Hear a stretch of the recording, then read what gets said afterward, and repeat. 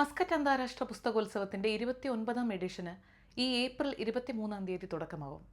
Muscat convention and exhibition സെന്ററിൽ നടക്കുന്ന അന്താരാഷ്ട്ര പുസ്തകോത്സവത്തിൽ ഇത്തവണ 35 രാജ്യങ്ങളാണ് പങ്കെടുക്കുന്നത്. ഈ വർഷം ഗസ്റ്റ് ഓഫ് ഓണർ നൽകുന്നത് നോർത്തൽ ഷർക്കിയ ഗവർണറേറ്റിനാണ്.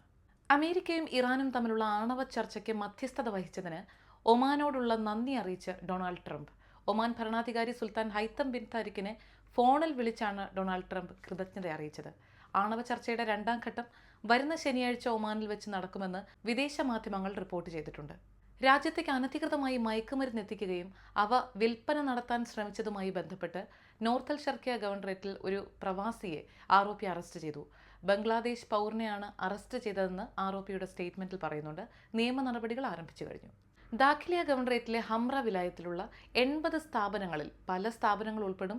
പച്ചക്കറിക്കടകളും മറ്റ് ഭക്ഷ്യോൽപ്പന്നങ്ങൾ വിൽപ്പന നടത്തുന്ന കടകൾ, മെഡിക്കൽ സ്റ്റോറുകൾ, ബ്യൂട്ടി സലൂണുകൾ, ഇങ്ങനെ നിരവധി സ്ഥാപനങ്ങളിൽ കൺസ്യൂമർ പ്രൊട്ടക്ഷൻ അതോറിറ്റി സംയുക്തമായി നടത്തിയ പരിശോധനയിൽ നിരവധി നിയമലംഘനങ്ങൾ കണ്ടെത്തിയിട്ടുണ്ട്.